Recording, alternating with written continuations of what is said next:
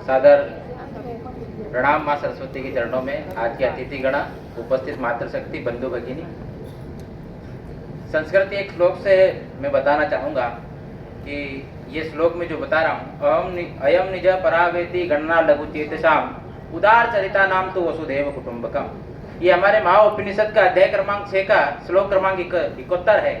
उसमें कहा गया है अयम निज परावेति, यानी ये धरती जो है ये मेरा ही परिवार है, यानी ये जो लोकतंत्र है ये भी मेरा ही परिवार है। दूसरी उसमें कहा परावेति गणना लघु चेतसाम, यानी जिसका उदार छोटा होता है, जो छोटे मन का होता है वो इन विचारों को नहीं करता, पर जो बड़े मन का होता है, उदार चरित्र वाला होता है, वो इस विषय को जानता है कि ये पूरा परिवार मेरा है और ये पूरा परिवार मेरा है, इसलिए लोकतंत्र मेरा है और ये लोकतंत्र मेरा है तो इसको मत देने का अधिकार भी मेरा है। ये विचार उसमें आता है। हमारे भारत का संविधान जिसकी प्रथम जो उद्देशिका है उसके अंदर लिखा गया है हम, यानी पहला शब्द उसमें हम लिखा है, उसके बाद अल्प विराम।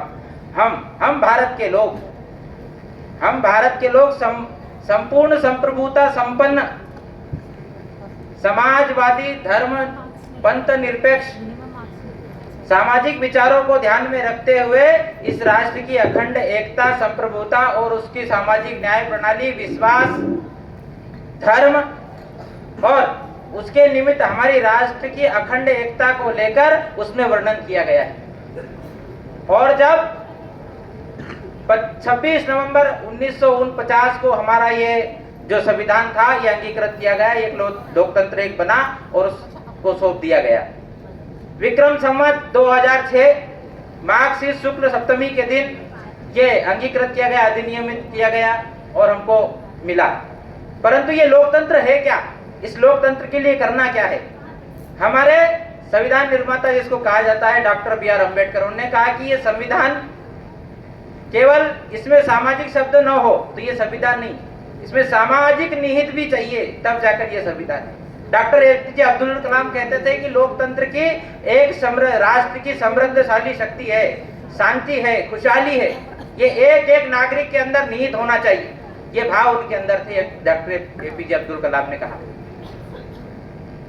एक एक व्यक्ति को इस लोकतंत्र के निमित्त समाज में जाकर जागरूक करने की आवश्यकता है। एक एक व्यक्ति समाज में जाकर अपने परिवार से लेकर तो राष्ट्रभक्ति के सभी गुणों को ध्यान में रखते हुए एक अच्छे व्यक्तित्व का चुनाव करने का काम हमारे मत का होता है।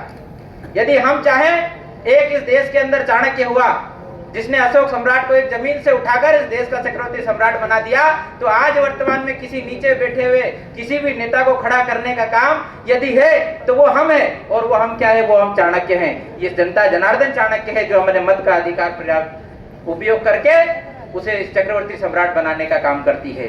हम अपने जन्म से लेकर 18 साल की